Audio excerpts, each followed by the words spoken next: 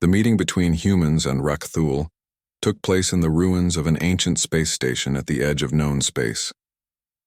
Admiral Sora Kim stood across from a creature that had haunted her nightmares for months, a Rakthul war leader whose bioship had killed thousands of innocent beings. But now, seeing the creature up close without its armor, she could see the exhaustion in its multiple eyes, the fear, the desperate hope. "You offer alliance," the Rakthul communicated through a translation device built by Dr. Myung-Soo Kim and the Velthari working together. "But we have taken your people, used them. Why would you help us?" "Because," Admiral Kim replied, "we understand what it's like to be hunted by something bigger and stronger than you are. The difference is that we learned to fight back instead of passing the danger on to others." The Rakthul leader's name was something that couldn't be pronounced by human vocal cords, so they called it Commander Deep Current. It had been alive for over 300 years, fighting a running battle against the entity that had destroyed its homeworld. "The Void Maw cannot be fought," Deep Current insisted. "It consumes everything. Matter, energy, consciousness, even the space between atoms. We have tried for centuries to stop it. Nothing works." "Maybe," said Dr. Kim. "But you've been trying to fight it the same way you fight everything else, as individual bioships competing for survival. What if we tried something different?" Elder Kyleth of the Velthari floated forward. His crystal form sparkled with internal light as he spoke.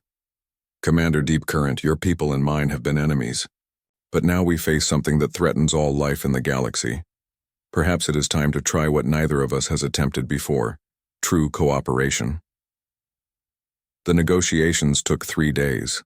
The Rakthul were suspicious, having learned to trust no one during their centuries of flight.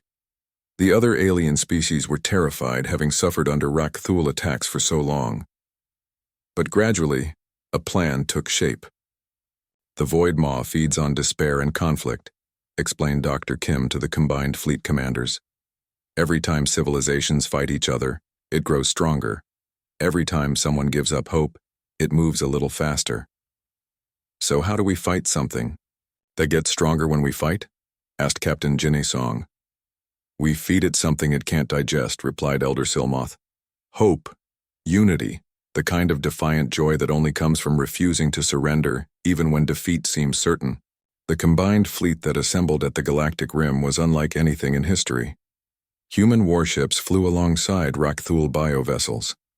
Velthari crystal ships shared sensor data with dozens of other species who had answered the call for help.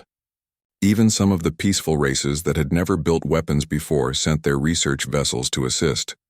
Admiral Kim stood on the bridge of her flagship, now renamed Defiance, and looked at the tactical display. Nearly 1,000 ships from across the galaxy hung in space, waiting for the enemy that would determine the fate of everything.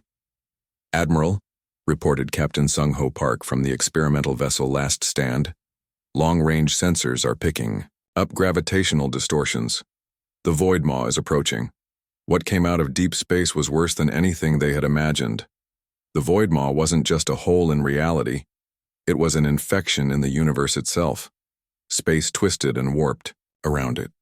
Stars died just from being near it. The very concept of existence seemed to bend and break in its presence. All ships," Admiral Kim announced over the fleet communications, "remember why we're here. We're not fighting for victory. We're fighting so that life itself can continue to exist. Every species, every world, every child who might be born in the future.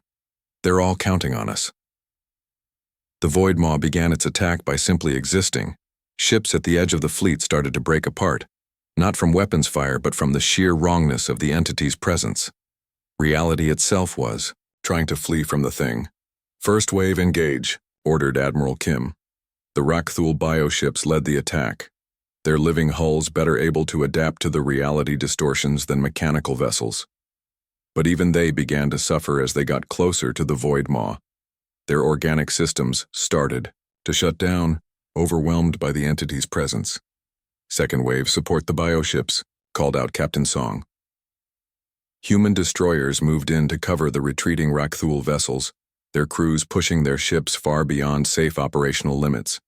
Several human vessels were lost, consumed by the Void Maw's influence, but their sacrifice allowed the bioships to escape and regroup.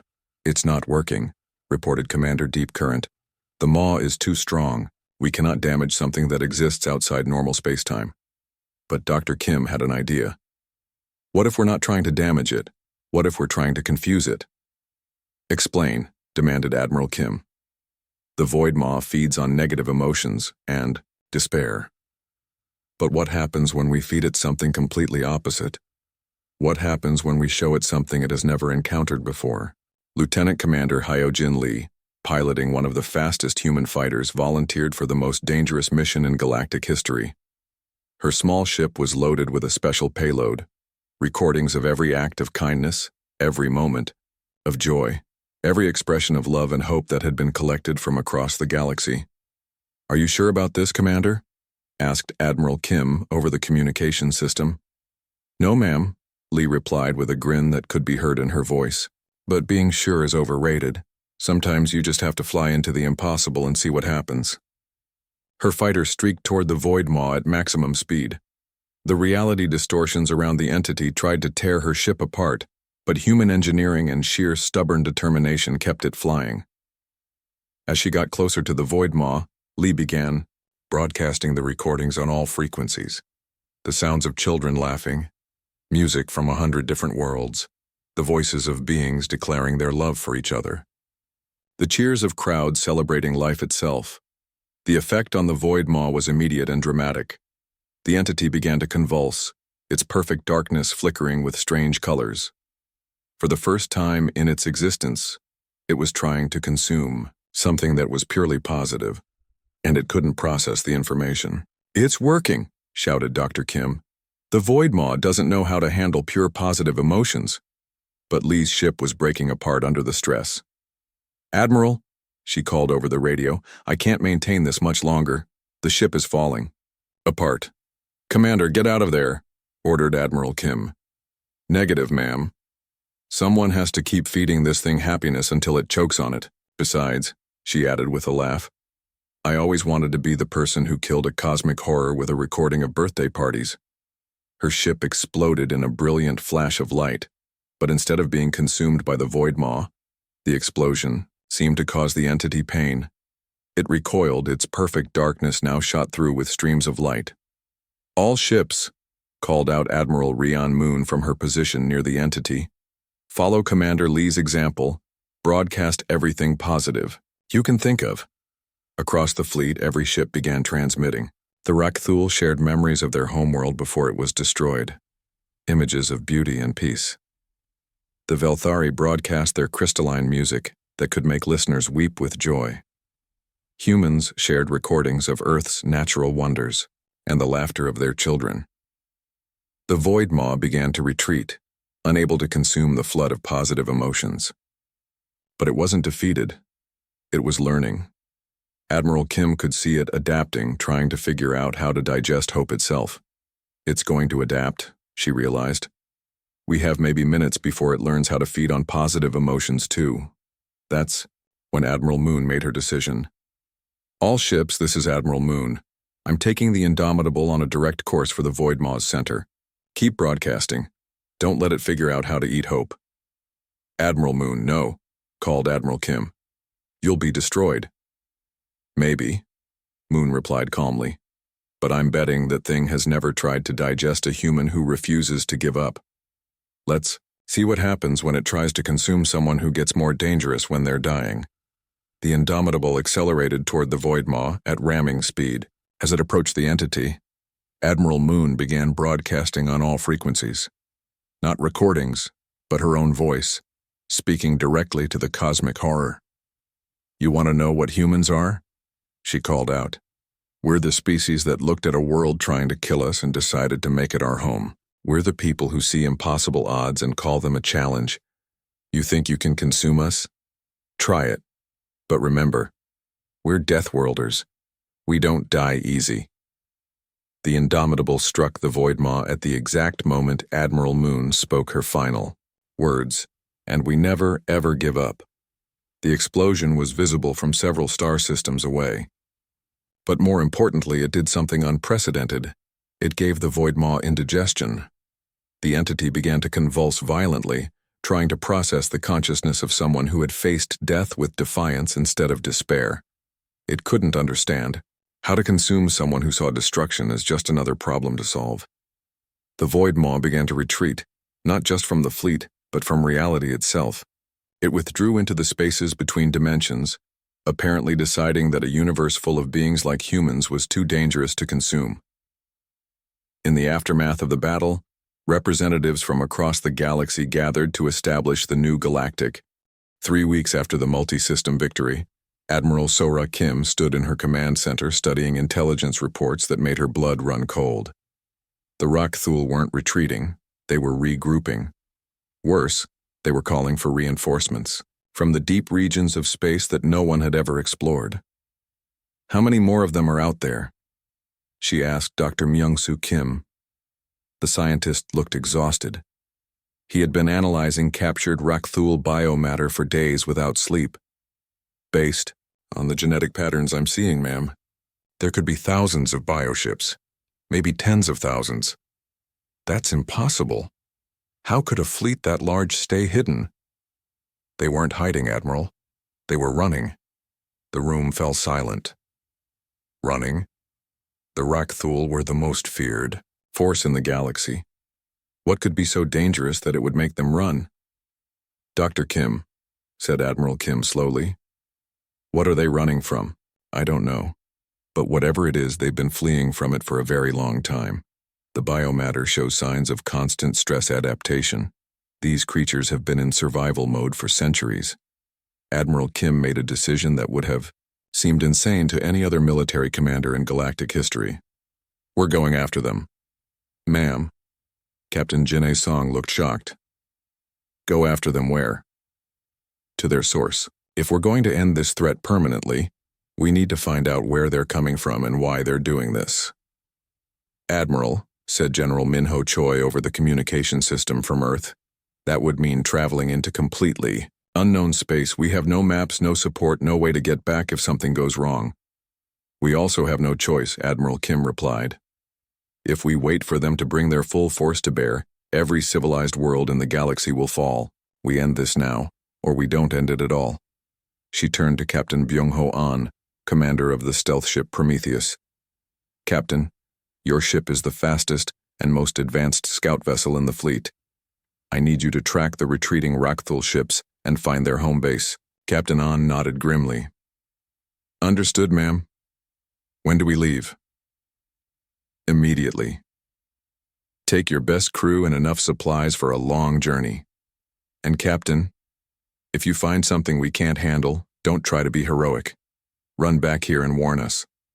The Prometheus was a marvel of human engineering, a sleek vessel designed for long-range reconnaissance in the most dangerous parts of space. It could travel faster than almost any other ship in the galaxy, and its stealth systems made it nearly invisible to most sensors. Captain An's crew included some of the best scouts and scientists in the human fleet. Intelligence Officer Yu Jin handled communications and data analysis. Navigation Specialist Insu Lim plotted courses through uncharted space. Chief Engineer Yonseo Cho kept the ship running in conditions that would destroy most vessels. They followed the retreating bioships for 2 weeks, jumping from star system to star system through regions of space that appeared on no galactic maps. The journey took them through areas so hostile that only deathworlders could survive the trip. "Captain," reported Navigator Lim on the 14th day, "we're approaching the edge of the galaxy. If the Rakthul go much further, they'll be in empty space between galactic clusters. Stay with them," Captain An ordered. "We need to know where they're going." What they found defied all expectations. In a star system so far from civilization that its light would take millions of years to reach the nearest inhabited world, they discovered the Rakthul homeworld. But it wasn't what anyone had expected. The planet was dying. Its surface was covered with the ruins of what had once been a beautiful civilization. Crystalline cities lay in shattered pieces. Organic forests had been burned to ash. The bioships weren't conquerors returning in triumph. They were refugees, limping home to a world that could barely support them. Captain, whispered Intelligence Officer Park, look at this. On her screen was a recording from the planet's surface. It showed Rakthul in their natural form, not the armored monsters the humans had fought, but graceful beings that looked almost like living art. They were tending to gardens, creating music, raising their young in peaceful communities. When was this recorded? Asked Captain On. Based on stellar positioning, about 500 years ago. What happened to them? The answer came from deeper scans of the system. At the very edge of sensor range, they detected something that made the entire crew feel cold despite the ship's heating systems. Captain, said Chief Engineer Cho, her voice shaking, there's something out there. Something big. It's eating the space around it. On the main screen appeared an image that would haunt the crew for the rest of their lives. It was a hole in reality itself, a sphere of absolute darkness that consumed everything that came near it. Light, matter, energy, even space and time seemed to be drawn into it and destroyed. What is that thing? Asked Navigator Lim. I think, said Captain On slowly, we just found what the Rakthul are running from. Intelligence Officer Park ran more scans of the home system. Captain, I'm reading massive gravitational distortions. That thing, whatever it is, has been slowly consuming this entire region of space. The Rakthul homeworld will be pulled into it within the next 50 years. So they're not conquerors, Captain On realized. They're refugees trying to find new homes before their world is destroyed. But why are they harvesting other species? Asked Chief Engineer Cho. The answer came from intercepted Rakthul communications. The bioships were using the consciousness of other species to power their vessels because their own life force was being drained by constant exposure to the reality-eating entity. They needed the mental energy of other beings just to survive. They're desperate, said Intelligence Officer Park.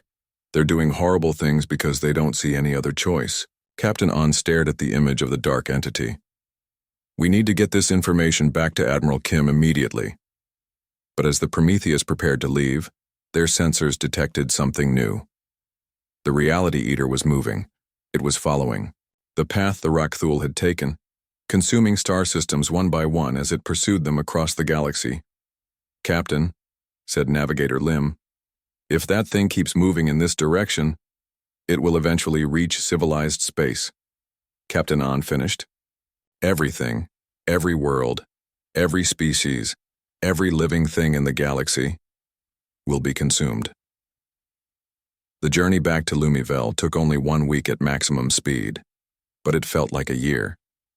When they arrived, Captain On immediately requested an emergency meeting with Admiral Kim and all senior officers. The situation is worse than we thought, he began, then showed them the recordings from the Rakthul homeworld. The briefing room fell silent as the human commanders watched the images of the dying world and the reality-eating entity that pursued it. So the Rakthul aren't evil, said Captain Song slowly. They're victims. Victims who are victimizing others, replied General Choi. That doesn't excuse what they've done. No, agreed Admiral Kim. But it explains it. And more importantly, it gives us a chance to solve this permanently. How? Asked Dr. Kim. Admiral Kim looked around the room at her officers, men and women who had volunteered to travel into the unknown and fight impossible odds to protect people they had never met. We're going to do what humans have always done when faced with a choice between easy survival and difficult heroism, she said. We're going to try to save everyone, even our enemies. Admiral, said Captain On, that thing out there, it's not something you can fight with weapons. It's not alive. It's not even really matter as we understand it. It's like a wound in reality itself. Then we'll figure out how to heal wounds in reality, Admiral Kim replied. We're humans. We've survived ice ages, asteroid impacts, and planetary disasters. We've learned to turn our deadliest world into our greatest strength. Now we're going to learn how to fight something that eats existence itself. She turned to Dr. Kim. Doctor, I want you to work with the Velthari. They understand consciousness and energy in ways we don't. Maybe together we can find a solution. And the Rakthul? Asked Captain Song, Admiral Kim was quiet for a long moment. We're going to offer them something they've never had before. A chance to stop running. A chance to stand and fight with allies instead of alone against the darkness. You want to ally with them? General Choi looked incredulous. I want to give them a choice. They can keep consuming innocent civilizations in a futile attempt to delay the inevitable, or they can help us find a way to stop the thing that destroyed their world from destroying ours. It was a desperate plan, but as Admiral Kim looked around the room at the faces of her officers, she saw the same determination that had driven humans to survive on their death world and eventually reach the stars. We're going to make our stand at the edge of forever, she announced. And we're going to win, or we're going to make sure that nothing else has to face what's coming. The final battle was about to begin. News of the human victory at Lumivel spread through the galaxy faster than light travel. For the first time in thousands of years, someone had fought the Rakthul and won. The species that other aliens had feared and avoided, the violent deathworlders, from the harsh planet Earth, had become the galaxy's unexpected saviors. Admiral Sora Kim received the first request for help 3 days after the battle. It came from the research world of Nexus Prime, home to some of the galaxy's brightest scientists and thinkers. Admiral Kim, said the alien voice over the communication system, this is Director Veltar of the Nexus Institute. We need your help. Kim was surprised. The beings of Nexus Prime had always looked down on humans as primitive and dangerous. They had refused all trade and contact with Earth for decades. What's the situation, Director? She asked. Rakthul bioships have surrounded our world. They're not attacking yet, but they're studying us. We think they're planning to harvest our knowledge the same way they harvest other species for their mental abilities. How many ships? 37 at last count. Our defenses are minimal. We are researchers, not warriors. Please, we know we have not been kind to your people in the past, but we beg for your protection. Admiral Kim looked at her staff. Captain Song shook her head slightly. They barely had enough ships to protect Lumivel, and now another world wanted help too. But Admiral Kim remembered the crystal statues on Lumivel. The Velthari who had been turned to stone by Rakthul, weapons, frozen in terror at the moment of their death. She wouldn't let that happen to anyone else if she could prevent it. Director Veltar, we're sending help. Captain Yu will arrive with a relief force within 2 days. Thank you, Admiral. Thank you. Captain Seunghwan Yu commanded a small but powerful task force, 6 destroyers and 2 heavy cruisers. When he arrived at Nexus Prime, he found the Rakthul ships arranged in a perfect sphere around the planet like predators surrounding prey. They're not moving to attack, reported his tactical officer. Just waiting. Waiting for what? Unknown, sir, but they're definitely scanning the planet continuously. Captain Yu studied the enemy formation. There were too many Rakthul ships to fight head-on with his small force. He needed a different approach. All ships, prepare for Operation Mongoose, he ordered. Operation Mongoose was a tactic developed by human military strategists after studying pack-hunting behavior in Earth's wolves and wild dogs. Instead of attacking the enemy directly, the human ships would dart in and out of the formation, striking quickly, and then retreating before the enemy could respond effectively. The Swift Current, Yu's flagship, led the first attack run. The destroyer streaked toward the nearest bioship at maximum speed, fired a full spread of missiles, then turned away sharply before the Rakthul could return fire. The bioship was damaged, but not destroyed. However, it broke formation to pursue the human vessel. As soon as it did, 2 more human ships attacked it from different angles, finishing it off. 1 down, reported the weapons officer. 36 to go. The Rakthul tried to adapt to this new tactic, but they were used to enemies that either fled immediately or stood and fought to the death. The human hit-and-run strategy was something their hive minds couldn't process effectively. Over the course of 6 hours, Captain Yu's task force destroyed 12 bioships and damaged 8 more. The remaining Rakthul vessels finally retreated, apparently deciding that Nexus Prime was too well defended to be worth the losses. Back at Lumivel, Colonel Era Jung was developing new strategies based on what they had learned from fighting the Rakthul. She had been studying human pack hunting behaviors and applying them to space combat. The key is coordination, she explained to Admiral Kim.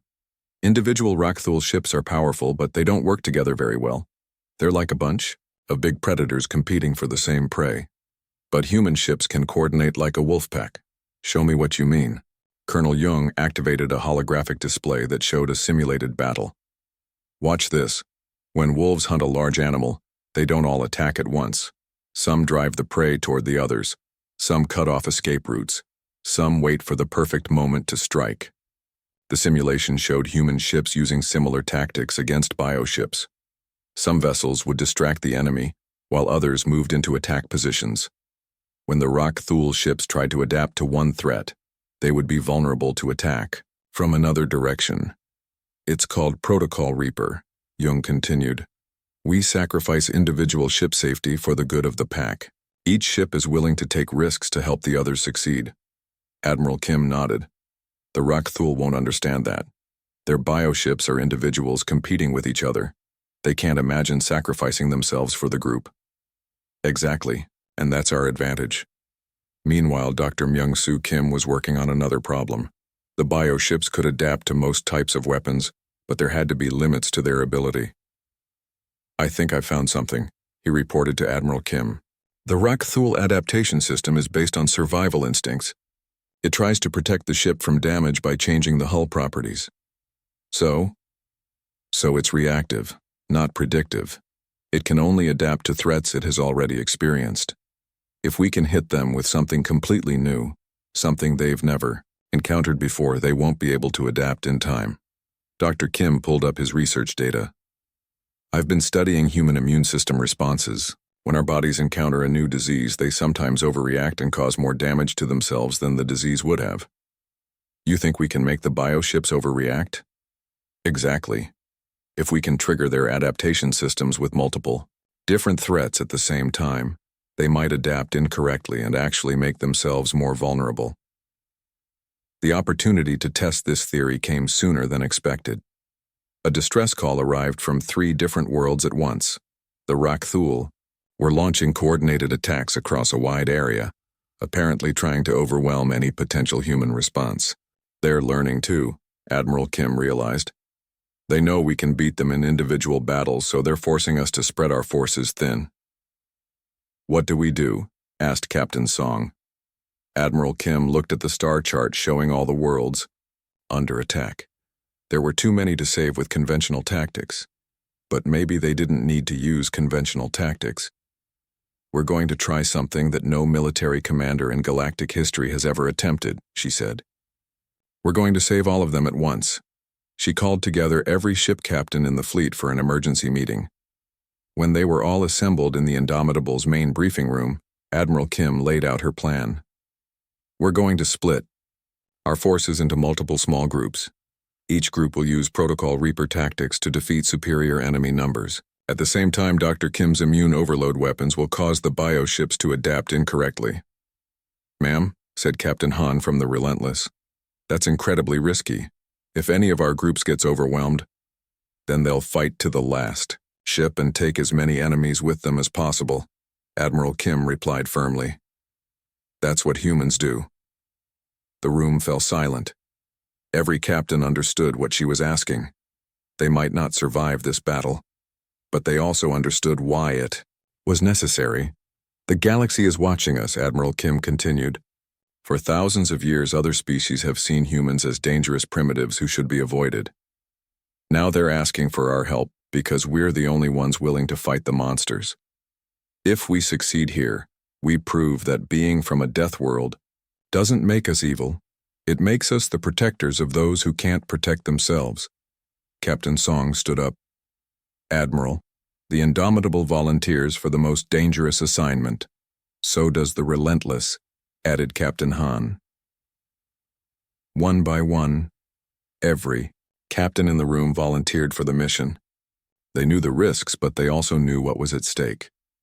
Over the next 48 hours, human task forces spread across 3 star systems, engaging Rakthul fleets that outnumbered them by margins of 3 or 4 to 1. But the new tactics worked. The bioships couldn't adapt to enemies that coordinated their attacks so precisely. When they tried to counter one threat, they became vulnerable to others. Dr. Kim's immune overload weapons caused several bioships to literally tear themselves apart, trying to adapt to too many different attack types at once. Most importantly, the battles proved that humans could be trusted. The species that had once been feared as violent deathworlders were now risking their lives to protect peaceful civilizations across the galaxy. When the dust settled, the Rakthul had lost over 100 bioships. The human fleet had taken casualties too, but they had saved millions of lives.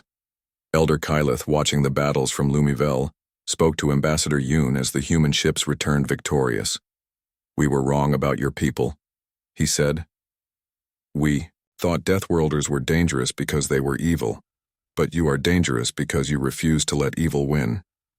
Ambassador Yoon smiled. "That's the nicest thing anyone has ever said about humans." It is the truth. And now the galaxy knows it too. She was right. Across hundreds of worlds, beings who had once feared humans were now calling them heroes.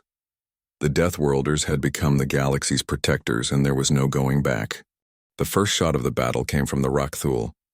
A massive bioship that looked like a giant sea creature opened what appeared to be a mouth and fired a beam of green energy at the human destroyer Relentless. Captain Subin Han watched the energy hit her ship's shields and felt the entire vessel shake. "Damage report," she called out.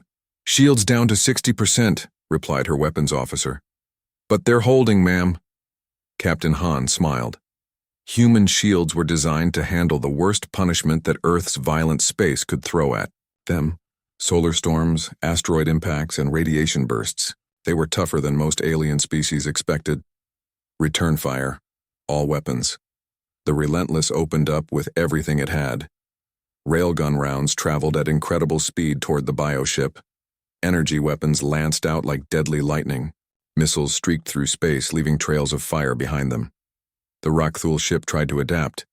Its living hull began to change color and texture, attempting to absorb or deflect the human weapons. The energy beams seemed to have less effect as the bioship learned to handle them.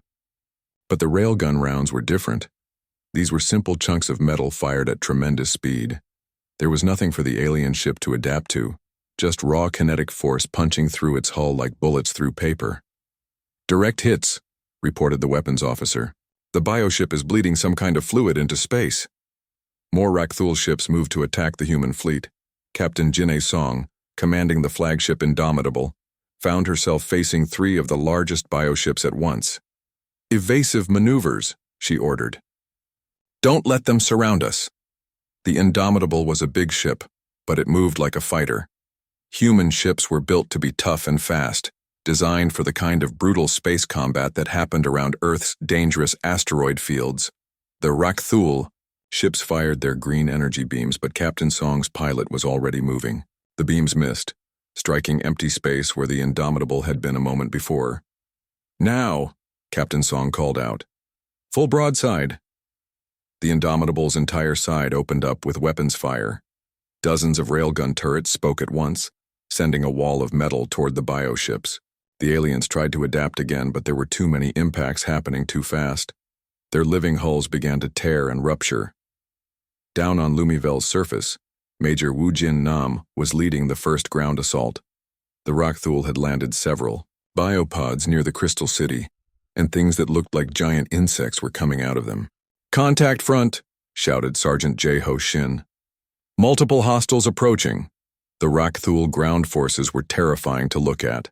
They stood 3 meters tall, with 4 arms ending in sharp claws and heads covered in black eyes. Their exoskeletons looked like living armor that shifted and moved as they walked. But Major Nam had fought worse things than giant bugs. His Marines had trained in Earth's deadliest environments: the deep ocean, volcanic caves, and frozen polar regions. They knew how to stay calm when facing scary enemies. "Remember your training," he called to his troops. "Aim for the joints. Their armor is thick, but the connections are weak." The Marines opened fire with their assault rifles. The bullets punched through the Rakthul exoskeletons at the joint points, dropping several of the creatures immediately. The aliens seemed surprised that such small weapons could hurt them so badly. The Rakthul charged forward, hoping to use their size and claws to overwhelm the humans. But the Marines didn't run. Instead, they used tactics that had been developed fighting Earth's most dangerous predators. "Fall back to secondary positions," ordered Major Nam. "Lead them into the trap." The Marines retreated through the Crystal City, but it wasn't a panicked flight. It was a controlled withdrawal that drew the Rakthul into narrow streets where their size worked against them. When the aliens were bunched together and unable to maneuver, the humans struck back. Explosives planted earlier by the Marines went off, bringing down crystal buildings on top of the Rakthul forces. The aliens found themselves trapped under tons of debris, easy targets for human weapons. "These things aren't as tough as they look," said Sergeant Shin, reloading his rifle. "They're used to scaring people into giving up. They don't know how to fight someone who fights back." In space, Flight Commander Yunji Kang was leading her squadron of fighters into the interior of a damaged bioship. The giant vessel had been hurt badly by the Indomitable's attack, and its hull had torn open in several places. "Stay close to me," she told her pilots. "We don't know what's inside this thing." The interior of the Rakthul ship was like flying through the inside of a giant animal. The walls pulsed with organic rhythms. Strange fluids dripped from the ceiling. The air was full of floating organisms that looked like jellyfish made of light. "Commander, my instruments are going crazy," reported Lieutenant Sung Ho Park. "This ship is alive. It's actually alive." "I see it," replied Commander Kang. "Look for the central nervous system. If we can damage that, maybe we can stop this thing." The fighters moved deeper into the bioship, following passages that looked more like blood vessels than corridors. The ship's immune system was trying to fight them. White blood cell creatures the size of cars were swimming through the organic fluid, trying to catch the human fighters.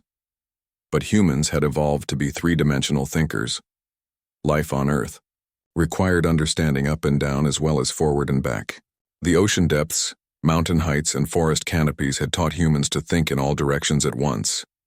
The Rakthul immune system couldn't keep up with pilots who could dive, climb, and roll through 3 dimensions without getting confused. Commander Kang led her squadron through the bioship like a school of fish avoiding a predator. "There," she called out. "Large chamber ahead. I think that's the brain." The central chamber of the bioship was filled with a massive organic computer made of living tissue. Electrical impulses ran through it like lightning, controlling the ship's functions. At the center was something that made the pilots feel sick. Dozens of Velthari, connected to the computer by organic cables, their beautiful crystal bodies being used to power the alien vessel. "Those are the people they captured," said Lieutenant Park, his voice full of anger. "Can we free them?" asked another pilot. Commander Kang studied the setup. "Not without killing them. The bioship would die if we disconnect them suddenly, and they'd die too. So what do we do?"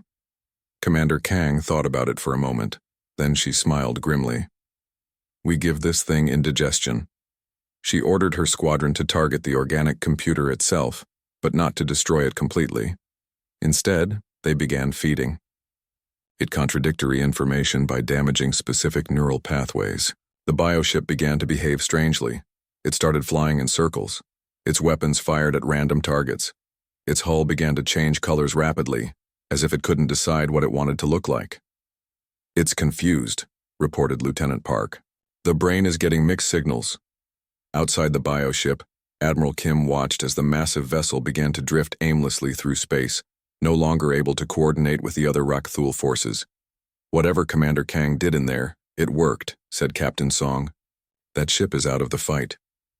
The tide of battle was turning. The human weapons were proving more effective than anyone had expected. The Rakthul were powerful, but they had never fought an enemy that refused to be intimidated. Dr. Myung-soo, Kim monitoring the battle from the science station, made an interesting discovery. "Admiral, I think I know why we're winning. Tell me."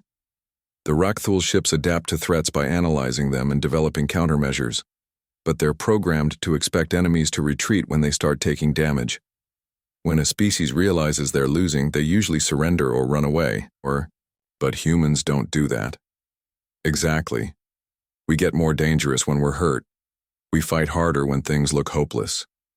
The Rakthul adaptation system doesn't know how to handle an enemy that becomes more aggressive when damaged." Admiral Kim nodded. It made sense. Humans had evolved on a world where giving up meant death.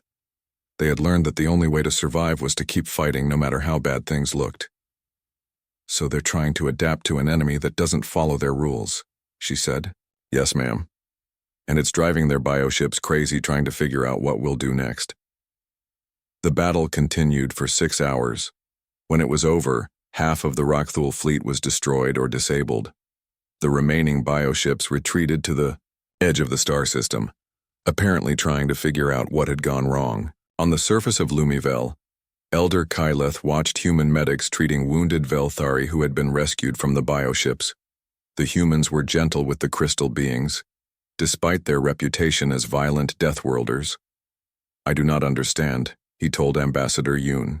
Your people fight like demons in battle, but treat our wounded with such care. That's what makes us human, she replied. We're capable of great violence when we need to protect others, but we're also capable of great kindness. The trick is knowing when to use which one. Elder Kyleth looked up at the human ships orbiting his world. The Rockthul will return. They do not give up easily. Neither do we, said Ambassador Yoon. And now, we know we can hurt them. Next time will be different. She was right. The first battle had been a test.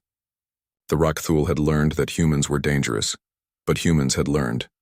The human fleet arrived at Lumivel like a storm of metal and fury. Admiral Sora Kim watched from the bridge of the Indomitable as her ships took position around the crystal world. The alien attackers, the ones the Velthari called destroyers, seemed surprised by the sudden arrival. Ma'am, we're getting a transmission from the planet, reported Communications Officer Hyewan Yoon. Put it through. The voice that came through the speakers was even more beautiful than the distress call, but it shook with fear. Unknown ships. Please identify yourselves. Are you here to help us or to join in our destruction? Admiral Kim took the microphone. This is Admiral Sora Kim of the Earth Defense Fleet. We received your distress call. We're here to help. There was a long silence. Then the voice came back, filled with shock. Earth? You are the ones they call deathworlders? That's what some people call us, yes. Another pause. We did not expect anyone to answer, especially not your kind. Captain Jin Song, standing next to the Admiral, whispered, They're scared of us too. Admiral Kim nodded, but spoke calmly into the microphone. We understand your fear, but right now we're the only help you're going to get. Will you accept our aid? Yes, came the quick reply. Yes, please. I am Elder Kyleth of the Velthari Council. We welcome any help you can provide. Good. We're sending down a diplomatic team. Can you provide a safe landing zone? Yes, but be careful. The destroyers have been sending small groups to capture our people. Our capital city is still free, but barely. Admiral Kim turned to her staff. Ambassador Yoon, you're going down there. Take a full security team.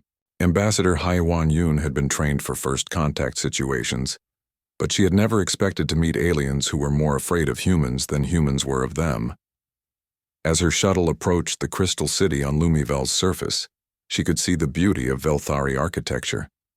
Their buildings looked like they were grown from living crystal, reaching toward the sky like frozen music. The landing pad was surrounded by tall, thin beings that seemed to be made of light and glass. The Velthari were beautiful in a way that made humans feel heavy and crude by comparison. They moved like dancers and spoke in voices like singing. Elder Kyleth came forward to meet them. He was taller than any human, with skin that looked like it was made of pearl and eyes that held ancient wisdom. But when he saw Ambassador Yoon and her guards, he stopped and took a step back. You are smaller than we expected, he said carefully. We get that a lot, Ambassador Yoon replied with a smile. Thank you for agreeing to meet with us. We had no choice, said another Velthari, this one called Elder Silmoth. The destroyers will consume our world within days. Our star dies and we cannot survive on other worlds. Our bodies are too fragile for the harsh conditions of normal planets. What can you tell us about these destroyers? Asked Captain Subin. Han, the security team leader, Elder Kyleth gestured toward the sky, where the dark alien ships could be seen as moving shadows against the stars. They call themselves the Rakthul. They arrived 2 months ago and began harvesting. Harvesting what? Our people. They take the living and connect them to their bioships. They use our consciousness to power their vessels. We are a peaceful people. We have no weapons that can hurt them. We tried to negotiate, but they see us only as fuel. Ambassador Yoon felt sick. They're using your people as batteries? In a way, yes. Our minds are different from most species. We can think in ways that organic computers cannot. The Rakthul discovered this and decided we were valuable resources. Back in space, Admiral Kim was studying the enemy ships through long-range scanners. Dr. Kim, what are you seeing? The chief scientist looked up from his instruments. These ships are definitely biological, Admiral. They appear to be grown rather than built. The hull material seems to be some kind of living tissue. And ma'am, they're big. Much bigger than our estimates suggested. How big? The largest one is almost 4 kilometers long. It's covered in what look like weapons, but they're organic too, like giant eyes or mouths. Captain Song joined them at the science station. Any weaknesses? Hard to say. Biological ships might be vulnerable to different types of weapons than mechanical ones. Our energy weapons might not be as effective, but kinetic weapons, bullets, missiles, railgun rounds might do more damage. Admiral Kim nodded. That works for us. Human weapons have always been kinetic. We learned to throw rocks before we learned to make fire. The communication system activated again. Ambassador Yoon's voice came through from the planet's surface. Admiral, I'm getting a better picture of what we're facing. The Rakthul aren't just raiders. They're a swarm species that consumes entire civilizations. They've been moving through this part of the galaxy for thousands of years. How many species have they destroyed? Asked Admiral Kim. The Velthari have records of at least 12 different civilizations that have gone silent in Rakthul space. All of them had one thing in common. They were peaceful species with advanced mental abilities. And now they want the Velthari. Yes, ma'am. But there's something else. The Velthari have been tracking Rakthul movements. Their next target appears to be the core worlds. Admiral Kim felt her blood run cold. The core worlds were home to billions of beings from dozens of different species. If the Rakthul attacked there, how long do we have? She asked. According to Velthari calculations, maybe 3 weeks before they finish here and move on. Not if we stop them here first. Down on the planet, Elder Kyleth was showing Ambassador Yoon around their city. The crystal buildings were beautiful, but many were dark and empty. Where is everyone? She asked. Hiding in the deep caves or... He paused. Or taken by the Rakthul. We have lost perhaps 1/3 of our population. Ambassador Yoon saw something that made her stop walking. In a small crystal plaza, there were statues of Velthari in poses of suffering and fear. But these weren't carved from stone. They were real Velthari who had been turned to crystal, frozen in their final moments. What happened to them? The Rakthul bioships release a gas that turns living tissue to crystal. It preserves the consciousness while killing the body. Then they harvest the crystal bodies to power their ships. That's horrible. Elder Silmoth nodded sadly. We tried to fight back at first, but we are not warriors. We have never needed to be. Our weapons are art and music and philosophy. These things cannot stop the Rakthul. Ambassador Yoon looked at the crystal statues of the dead Velthari. Then she looked up at the human ships in the sky. Elder Kyleth, has anyone ever fought the Rakthul and won? Not that we know of. They are too strong, too many. Every species they have encountered has either been destroyed or fled to escape them. Well, said Ambassador Yoon with a grim smile, you've never met humans before. We don't run from bullies, we punch them in the face. Elder Kyleth looked confused. Punch them? It's a human expression. It means we fight back, even when the enemy is bigger and stronger. Especially then. But they are so powerful. So, are we? You called us deathworlders, remember? There's a reason for that. We come from a world that tried to kill us every day. We learned to be tough because we had to be, and we learned that sometimes the only way to protect the people you care about is to be more dangerous than the things that threaten them. As if to prove her point, the sound of human fighter ships roared overhead. The Velthari looked up in wonder at the sleek metal craft that moved through their atmosphere like hunting eagles. "Your people really mean to fight for us?" asked Elder Kyleth. "We came 12 light years to answer your call for help," Ambassador Yoon replied. "We're not leaving until the job is done." In space above them, Admiral Kim was preparing her fleet for battle. The Rakthul ships were moving into attack formation, apparently deciding that the humans were a threat that needed to be eliminated.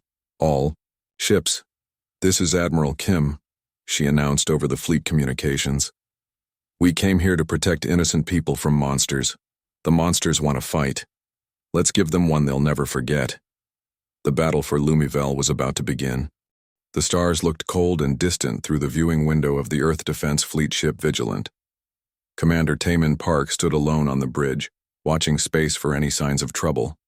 His crew was sleeping during the quiet night shift.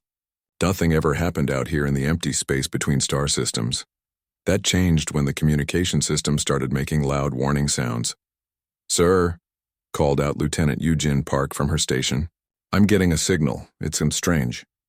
Taemin walked over to look at her screen. The display showed wave patterns he had never seen before.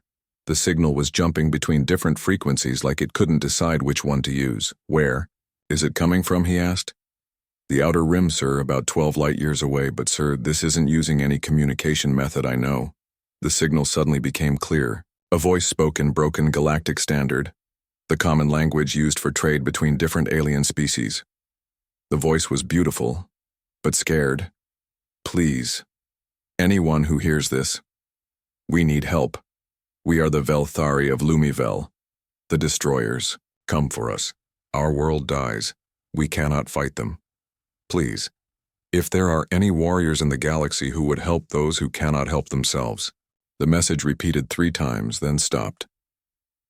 Taemin stared at the screen. In all his years of service, he had never heard of the Velthari. Most alien species wouldn't even talk to humans, let alone ask for help. They thought Earth was too dangerous and humans too violent. "Lieutenant, record everything and send it to Earth Command immediately," he ordered. Back on Earth, Admiral Sora Kim was having her morning coffee when the urgent message arrived. She read it twice, then called an emergency meeting. Within 2 hours, the most important military leaders on Earth were sitting around a large table in the underground command center. "Play it again," Admiral Kim said. The alien voice filled the room. Even through the bad transmission, everyone could hear the fear and sadness in it. General Minho Choi shook his head. "Could be a trap. Why would aliens who usually avoid us suddenly ask for help?" "Because they're desperate," said Captain Hyunwoo Lee. "You don't make a call like that unless you have no other choice." Admiral Kim pulled up a star map on the big screen. "Computer, show me everything we know about this area." The map showed mostly empty space with a few small star systems. One system was marked in red, Lumivel. "Not much data," reported intelligence. Officer Dong Hyun Bae. "Long-range scans show it's a peaceful system. One inhabited planet orbiting a star that's getting old and dim. No military presence that we can detect." "What about these destroyers they mentioned?" asked Admiral Kim. "Unknown, ma'am. No records of any species using that name." Captain Hyunwoo Lee stood up. "Admiral, I think we should help them." "Why?" General Choi asked. "It's not our problem, and it could be dangerous for our ships." "Because it's the right thing to do," Hyunwoo replied. "How many times have other species ignored our calls for help? How many times have they called us monsters and refused to trade with us? This might be our chance to show them we're not the evil deathworlders they think we are." The room went quiet. Everyone knew he was right about how other aliens treated humans. Earth was labeled a death world because of its harsh conditions: strong gravity, dangerous weather, and deadly animals. The aliens thought these conditions made humans too aggressive and violent to be trusted.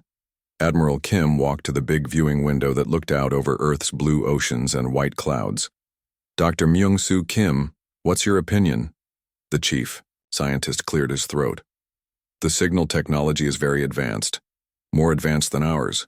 If these Velthari are as smart as their technology suggests, and they're asking us for help, then whatever is threatening them must be very dangerous. Indeed, dangerous enough that they'd rather trust the scary Deathworlders than face it alone, added Captain Ginny Song. Admiral Kim turned back to the group.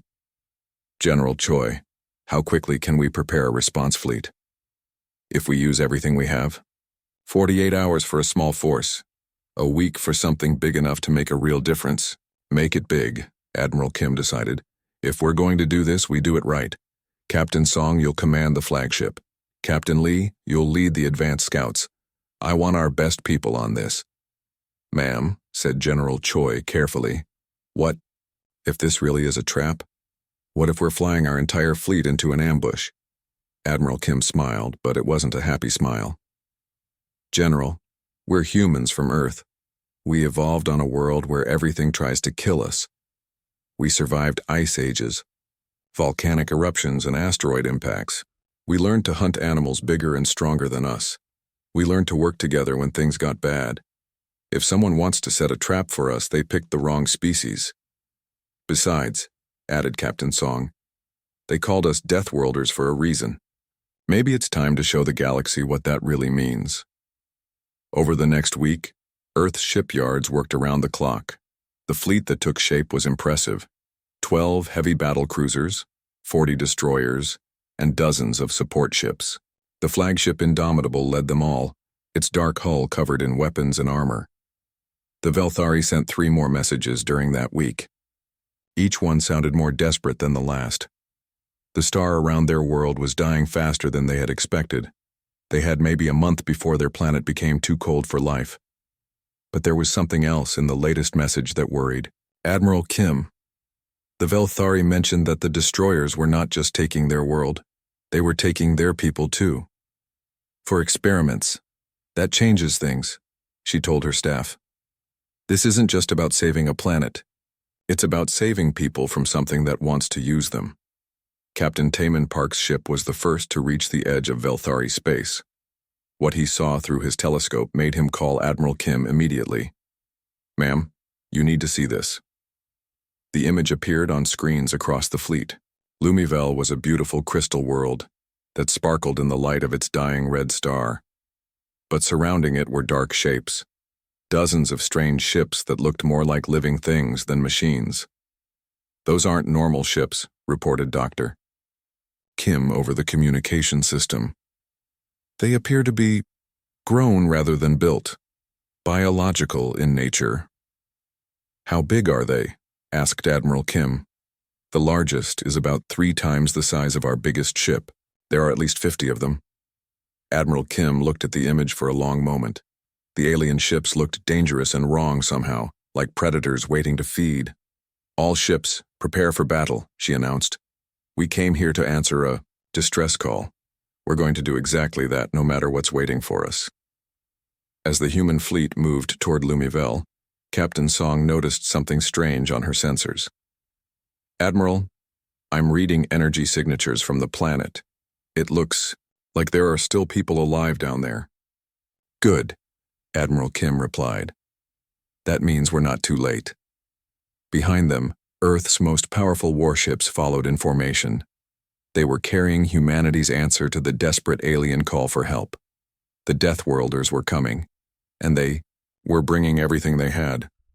The galaxy was about to learn what happened when someone threatened the innocent and the humans decided to care about it.